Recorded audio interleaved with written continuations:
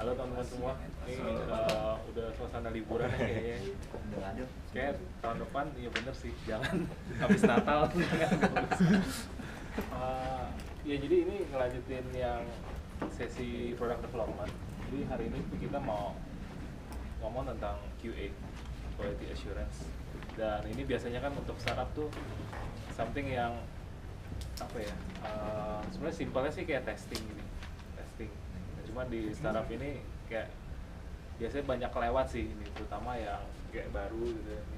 Quality assurance nih bahkan gue sempet kemarin search di internet, kayaknya kalau di awal tuh nggak perlu ada quality assurance. Wah ini banget karena kan harus cepet kan geraknya. Tapi sebenarnya nggak juga sih, intinya mereka tetap harus testing. Cuman nggak seperti nanti banyak metode-metodenya, mungkin nggak perlu diikutin semua sih, yang cocok sama pace-nya kalian aja. Nah ini dari Wikipedia, jadi sebenarnya kayak monitor ya di softwarenya, terus apakah sudah sesuai atau belum, di testing, jangan sampai begitu nanti launching banyak error, banyak bug, akhirnya ya secara bisnis kan nggak bagus.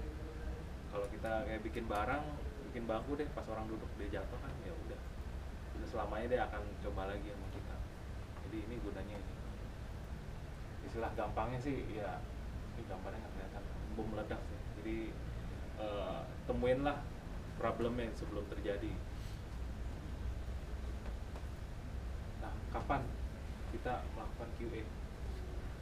Pertama nih, kalau di startup ini secepatnya sih. Setelah ada fitur apa, dari banyak fitur itu ada fitur satu yang langsung dites. Jadi nggak nungguin kayak biasa kalau proyekan IT ya, tunggu jadi semua udah siap, udah kerjain 2 bulan 3 bulan baru dites. Tes butuh 2 minggu, nggak taunya error lagi, balikin lagi, seminggu lagi, 2 minggu lagi, udah makan waktu. Jadi kalau bisa, kalau kita mau gerak lebih cepat, udah ada satu langsung di tes. Nah ini terutama mungkin yang untuk kalau Socialbus kan udah jalan nih, mau ada improvement baru ya, layout baru atau apa, kalau udah jadi bisa langsung dites, jadi nggak nunggu. Kidipal juga gitu, jadi begitu udah shopping cartnya udah jadi, udah bisa flow jalan walaupun desain masih belum lengkap semua, ya udah bisa dites tuh. Jadi nggak sampai udah tunggu jadi terus baru dicobain, wah udah makan waktu aja sih. Terus ya ini kalau ngomongin waktu, ini minimal banget. Kalau emang mau nungguin misalnya fiturnya, oh nggak bisa nih fiturnya berhubungan nih antara satu sama yang lain, nggak bisa dites ininya doang, ini udah paling cepet 2 minggu sebelum launching. Kenapa? Karena ya seminggu kita tes, seminggu tuh fixing. Itu gambaran kasarnya sih, tapi bukan artinya berurutan ya, bukan artinya seminggu tes terus seminggu testing, tapi waktu 5 harinya itu loh. Jadi sehari testing, terus fixing, testing, fixing. Butuhnya 2 minggu kira-kira.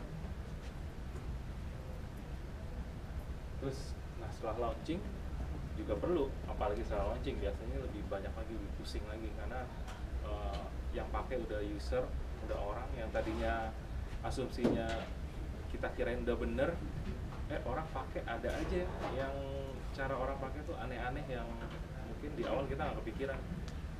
Nah ini butuh weekly sama monthly. Jadi dia keep track, misalnya mingguan, bugnya apa, errornya apa, terus nanti dikerjain. Jadi dikumpulin dulu.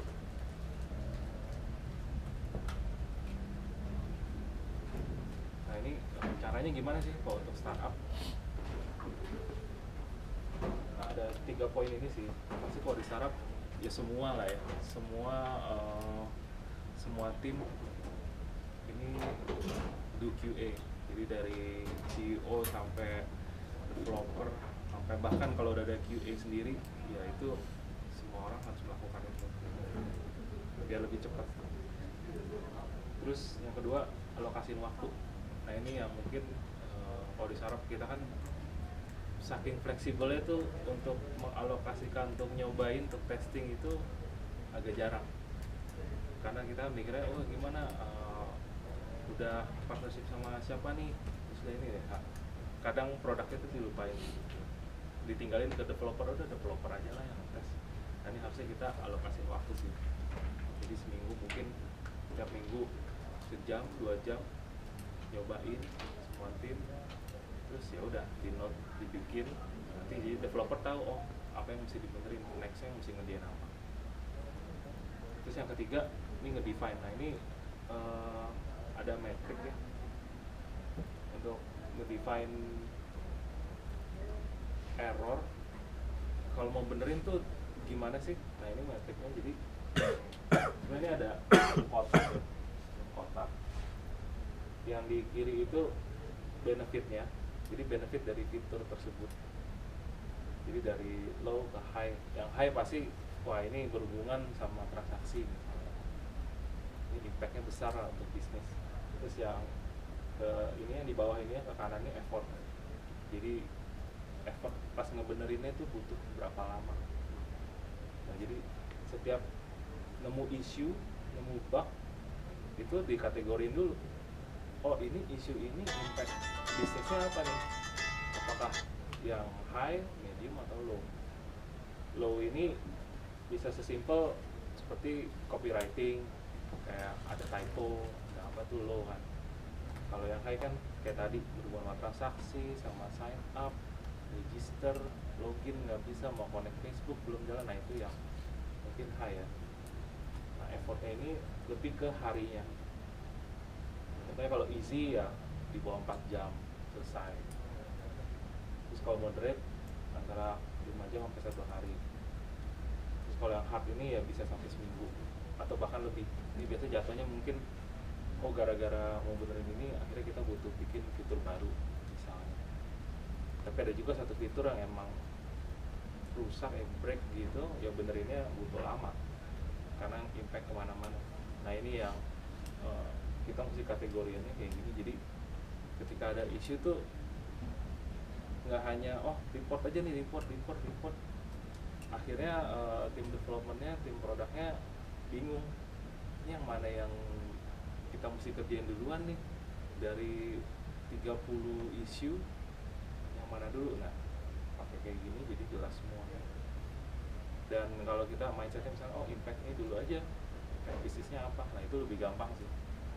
Jadi secara tim produk juga ngerjainnya lebih enak karena mikirnya kan oh ya ini kalau ini nggak jalan, produknya nggak jalan, bisnisnya basically nggak jalan. Jadi lebih apa ya, mungkin ini kayak kasih konteks kali ya, satu kerjaan kasih konteks. Kalau ada impactnya lebih, mungkin lebih ngerjainnya lebih semangat ya dibanding oh bugnya banyak banget nih ada 30, terus mau kesannya kok jadi susah semua. Nah ini biasanya terjadi kayak gitu di startup. Nah ini ada berbagai macam sih metodenya. Jujur aja gue pribadi juga pas QA di pengalaman beberapa startup ya emang melakukan sendiri nggak ada kayak istilahnya apa tuh, jujur ini baru gue search juga. Tapi ternyata oh ya selama ini gue lakukan ya kayaknya ini deh. Nah ini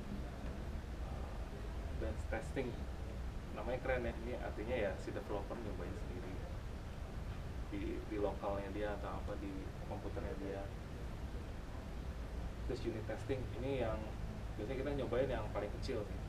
Jadi mungkin ini contohnya kayak form atau email field. Nah ini kadang yang miss itu biasa ada hubungan sama desain juga. Oh ini kalau error belum dibuat itu yang ini banget sih, biasa miss. Terus oh ini kalau belum ada isinya kayak gimana ya, itu masuk QA juga tuh, walaupun bukan error ya tapi masuk QA juga, quality kan. Biasanya yang suka miss ya empty state belum ada. Terus kalau form yang harus diisi begitu nggak diisi errornya nggak ada, itu yang jadi efeknya malah impactnya kan kalau dipikir-pikir wah dia sign up aja bingung, dan tiba-tiba jadi gawat kan, hal yang simple jadi gawat. Terus ini white box testing ini logic code-nya ini kayaknya lebih ke kalau timnya udah lebih besar dan ini sifatnya lebih ke dokumentasi ya. Ini ada contohnya. Jadi bener-bener ini mikirnya ini banget sih, logiknya banget. Jadi ada input, execute sama output. Ini macam-macam dari inputnya, siapa yang input, terus apa yang terjadi di dalam situ. Nah, kenapa white box? Sesuai namanya white box, timnya ini tahu apa yang terjadi di dalam activity-nya. Ketika submit, logiknya ngapain sih? Si developernya tahu nih, terus yang melakukan QA juga tahu. Nah, ini makanya namanya white box. Jadi ngetes logiknya udah bener belum ya? Ini mungkin kalau di tahap yang kalian ini mungkin agak kayak mungkin belum cocok kali ya. Tapi begitu udah gede, bahkan udah punya QA team sendiri, mungkin ini perlu. Begitu sekarang sih jadi share di development team aja, oh logiknya gini-gini udah bener belum. Jadi ini sifatnya dokumentasi banget sih, takutnya memperlama aja sih. Nah, kalau yang black box ini kebalikannya, jadi bisa pakai otomasi, atau juga yang ngetes ini memang nggak tahu nih di belakangnya terjadi itu apa sih. Jadi sifatnya black box. Kebanyakan bikin program untuk ngetes, jadi jalan sendiri.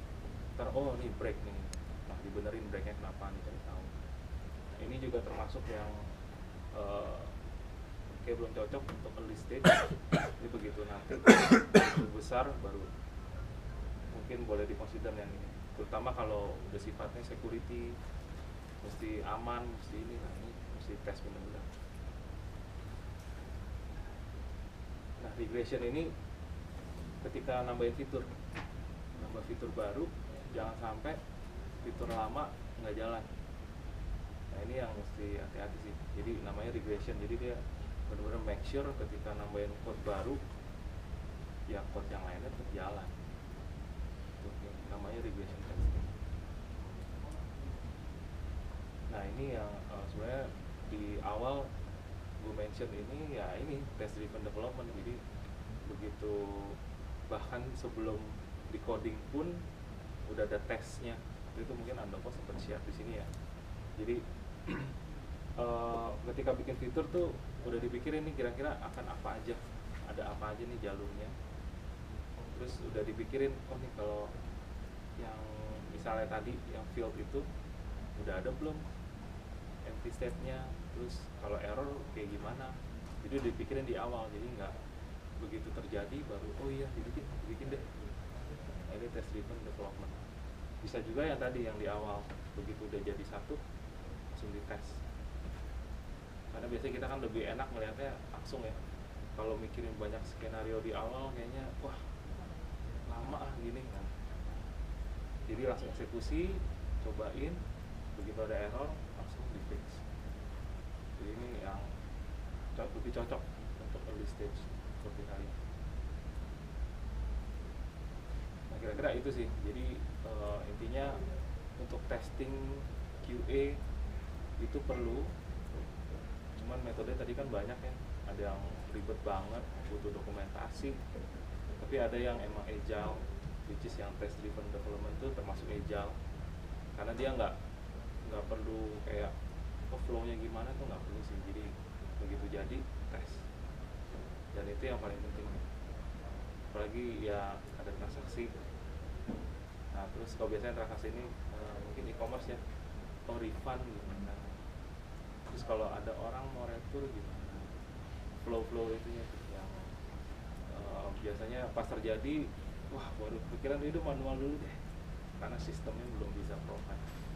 Nah, baiknya sih untuk yang udah kayak standar kayak gitu, memang dari sistem udah dipikirin. Jadi begitu terjadi kita nggak panik-panik banget.